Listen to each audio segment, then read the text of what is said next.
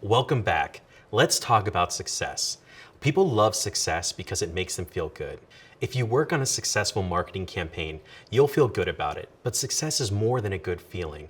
A common way to measure a campaign success is by how well potential customers moved forward in the customer journeys. Ultimate success is measured by the number of completed sales. Metrics can help determine the success of marketing initiatives and campaigns. Return on investment is one metric, and you'll probably hear it more often as an acronym formed from each of the first letters, ROI. For ad campaigns specifically, there's return on ad spend, which is often referred to as another acronym, ROAS. A business always has to make a profit to stay in business. That's why these metrics on returns are so critical. You'll learn how to use these metrics to measure marketing success. To help increase returns, tests are sometimes performed to determine which of two variants generates better performing results. These tests are called A/B tests.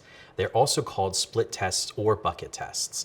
They help marketers make decisions that impact the success of a campaign. You'll learn more about these tests in upcoming lessons. And finally, you'll examine case studies of marketing campaigns with varying levels of success. You can learn a lot from a case study that describes how best practices were applied. You can also learn a lot from case studies describing what to avoid or what went wrong. Success feels good, so I wish you success in this part of the course and for the rest of the program.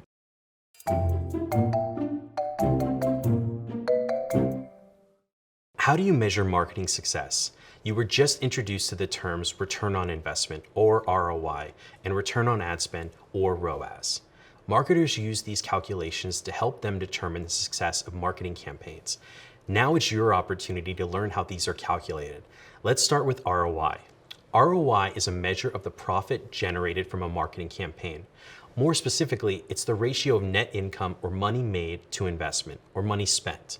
ROI can be calculated one of two ways. In the first method, to calculate ROI, subtract the marketing cost from the total sales growth during the period the campaign was run, and then divide the result by the marketing cost. Sales growth is a positive increase in sales when compared to prior sales. In other words, it's the positive change in sales or sales lift. For example, if sales growth was $200,000 and the marketing cost was $55,000, the marketing ROI is $200,000 minus $55,000, or $145,000 divided by $55,000. Their ROI is 2.6. If you consider an ROI of 1 as the break-even point, or when sales growth equals marketing costs, an ROI greater than 1 is on the upside. The higher the ROI, the greater the upside. A second method to measure ROI uses something called customer lifetime value, or LTV. Customer lifetime value is the average revenue generated by customers over a certain period of time. Software analytics tools can help with LTV measurement. Google Analytics 4 reports LTV for users acquired through different channels over an acquisition date range you specify, up to 120 days. This allows you to monitor customer behavior over several months to observe the effect of a marketing campaign. You can find LTV in the Acquisition Overview report. An upward LTV trend indicates an increasing ROI. Now let's shift from ROI to return on ad spend, or ROAS. ROAS is a number calculated as the revenue generated divided by the amount spent on advertising. Performance goals are created from and tie into higher level marketing and business goals. ROAS targets for digital channels are usually set relative to an overall campaign level ROAS across a mix of media. A marketing goal of 5-to-1 ROAS usually produces related ROAS performance goals for each channel, such as 3-to-1 ROAS for search and 4-to-1 ROAS for display. The per channel ROAS results contribute to the overall ROAS across all media. If you're monitoring the analytics for a campaign, you might wonder when your intervention is needed. If the ROAS isn't meeting your target, what can you do? This isn't a complete list, but here are a few things you can consider doing. You can lengthen the campaign duration. Measuring conversions is a fluctuating or noisy process. ROAS can temporarily be lower than a target due to fluctuations in the marketplace. These fluctuations may be outside of your control, so be patient. A good practice is to evaluate ROAS after a minimum of 50 conversions have been reported. You can set ROAS targets by product groups instead of using an overall ROAS. Suppose a clothing store sells evening gowns, dresses, tuxedos, and suits and wants a 4-to-1 overall ROAS, but isn't able to achieve that goal initially. Instead of sticking with the ROAS as an overall target, they can split out the targets by product groups, like formal and more casual wear. ROAS by product groups may provide a more accurate measurement for the campaign's success. Review how the ROAS target was set. If the ROAS wasn't based on the ROAS from previous campaigns or was based on margins that were far too optimistic, you could reset the ROAS target to a more realistic number based on the data you now have. Lastly, if applicable, you can adjust the automated bidding strategy to see if that helps you meet the target ROAS. This is done for automated campaigns only. As you have now learned, ROAS is an effective measurement for performance. Measuring ROAS helps you evaluate the performance and success of a campaign. It may take more practice, but in time, measuring both marketing ROI and ROAS will become a natural part of your job. They're both key metrics in marketing analytics.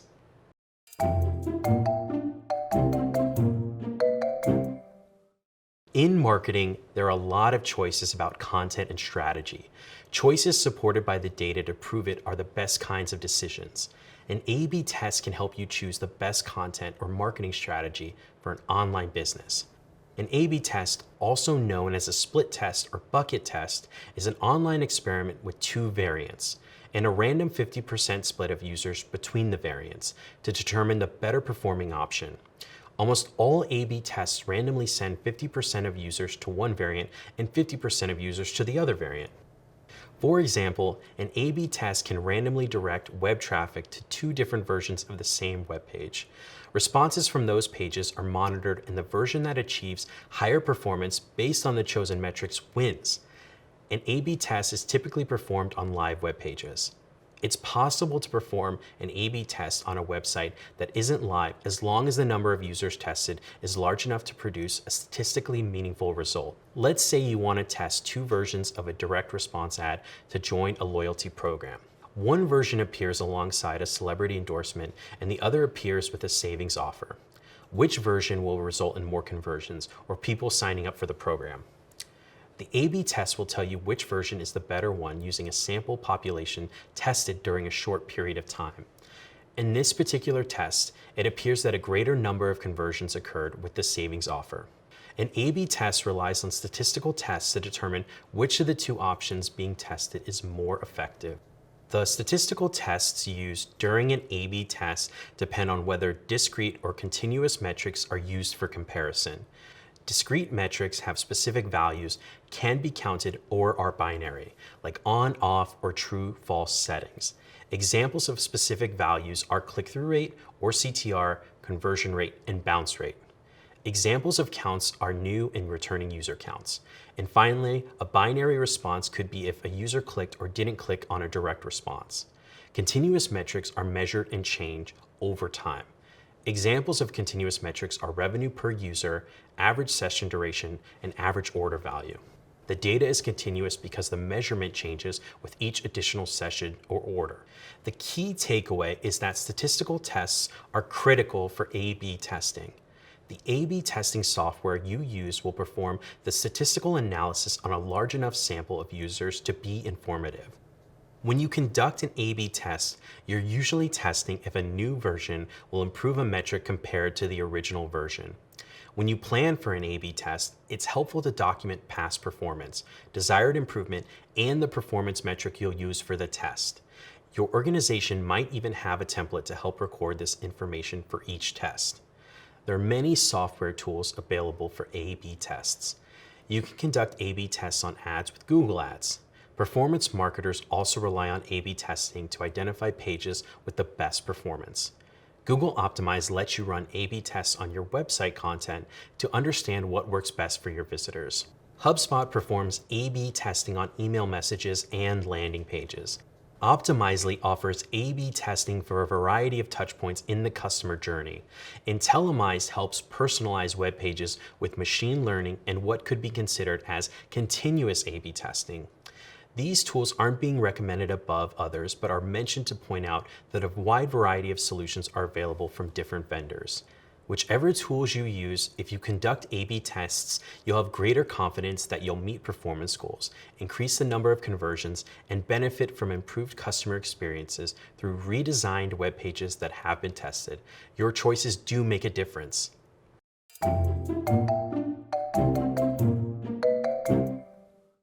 Door number 1 or door number 2. Sometimes surprises are fun, but if you're running a campaign, you want to minimize surprises when changing an ad. You will learn that an A/B test typically tests whether a new version of an ad or web page will improve metrics compared to the original version. This video will demonstrate how to set up an A/B test in Google Ads to compare the performance of two ad variations. An ad variation can test changes to ads like a change to a URL, headline, or call to action. For example, you can test how changing a headline from "Act now while supplies last" to "Huge savings limited time offer" impacts sales across ads in multiple campaigns. Even a small change to a call to action from "Buy today" to "Buy now" can be tested, but not all changes require a test. It's certainly reasonable to make minor text changes to ads without fully testing them first. Using the first example of alternate headlines, here is how you would set up an ad variation test, a type of A/B test in Google Ads, to test them. Assume that the current or existing headline is "Act now while supplies last." In the Campaigns page in Google Ads, click All Campaigns. Then click on Experiments in the navigation panel. Then create a new ad variation by selecting the plus icon. Select whether this ad variation applies to all campaigns or select which campaigns this variation affects. Let's assume this variation applies to all campaigns. Next, select that you're updating text and that the edit is for headlines. Finally, enter "Huge savings limited time offer" as the text for the headline in the variation. Let's name this variation "Huge Savings." Use the default start and end dates for a 30-day run and keep the default 50% split for the test. To create the variation, click Create Variation. After the A/B test for this ad variation runs, you'll see the results in the Ad Variations table. Here is an example of what the results would look like in the table. You'll still see metrics like clicks and impressions moving horizontally across the table. Each metric will show a positive or negative %, which tells you the amount of change there was between the two variations tested. You'll want to pay attention to the percentages with blue stars next to them. These stars indicate that there was a statistically significant amount of change between the two variations tested. If many metrics are displayed with stars, you might consider making the new variation a permanent ad change. This was an introduction to A/B testing using an ad variation test in Google Ads. You can also use experiments in Google Ads to test campaign bidding strategies. Refer to the Google Ads help or a reading for more information about testing bidding strategies. Finally, as mentioned earlier, remember that you don't need to test every change or variation. Because A/B tests take time and budget, it's important to be strategic and selective about the ads that you and your team decide to test. These decisions are unique for every team.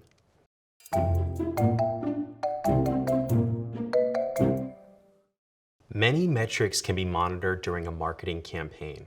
So, how can you conclude whether a campaign was successful or not? The insights you use to evaluate the success of a marketing campaign depend on the marketing goal or goals and what the campaign was trying to address specifically. But the main success factor is going to be whether you met the performance goals that were set. Let's use two examples to understand success indicators. In the first example, an overall marketing goal was to increase the number of leads. Leads were measured as micro-conversions. A micro-conversion is a completed response that indicates that a potential customer is moving towards a completed purchase transaction. A micro-conversion performance goal of increasing email signups by 20% was set. From past experience, People who signed up to be on an email list had a 50% chance of completing a purchase. Therefore, a macro conversion performance goal was set for 60% of people signing up to complete purchases, a 10% improvement. Next, similar targets for chatbot conversations and blog page visits were set. The chatbot was new, so the goal was for at least 20 conversations to occur during the campaign. Blog page visits spiked by 40% recently, so a performance goal was set to increase new visitors to the blog page by 20%. Macro conversion performance goals were set. The goals were that 30% of chatbot users would complete purchases and 10% of new blog visitors would complete purchases. For email, the results showed that the campaign increased email signups by 21%, but it seemed to have no effect on completed purchases, which remained flat. For chatbot conversations, both micro and macro conversion goals were met or exceeded. For the blog page, both micro and macro conversion goals were missed by quite a lot. So was the campaign a success? Based on the metrics, there were mixed results. Some parts of the campaign were underperforming, but other parts of the campaign were very successful. Several things did become clearer for future work. Chatbot engagement should continue because of the conversion pull-through. Email messages should be reviewed and modified to possibly provide a better lift in conversions. And finally, not too much time or energy should be spent on blog campaigns. In the second example, a marketing goal was to increase online sales by doubling the average order value. In other words, the average order value was $50 prior to the marketing initiative, and the goal was to increase it to $100. This also served as the performance goal. The digital marketing campaign included direct responses so customers could click to view additional products before and during their checkout. There was also a promotional ad for customers to spend $100 and receive free shipping. Metrics monitored were the online sales revenue, number of orders, average order value, and the cost per sale to keep return on investment, or ROI, in check. Secondary metrics of interest were orders by geographic region, top-selling products contributing to larger orders, and the ratio of orders from new versus returning customers. Although the average order value increased by 45% to $95, just under the performance goal to double it, the overall trend showed a very successful campaign. Online sales revenue went up by 15%, the number of orders increased by 170, the cost per sale went up by 3%, orders by geography didn't change. The top-selling products that contributed to the increase in order value were small kitchen appliances and electronics. And finally, the ratio of orders from new versus returning customers went up from 1 to 1.4. To summarize, the two examples in this video showed that metrics of interest are always dictated by the goals of the marketing campaign. The metrics used to evaluate success were completely different. The benefit of using marketing analytics tools is the ability to view metrics and gather insights. And these insights help you to evaluate and define the success of any campaign. Campaign success will vary, but the insights gained always have current or future value. Congratulations on finishing this video from the Google Digital Marketing and E-commerce Certificate. Access the full experience on Coursera, including job search help, and start earning the official certificate by clicking the icon or the link in the description. Watch the next video in the course by clicking here, and subscribe to our channel for more lessons from Google Career Certificates.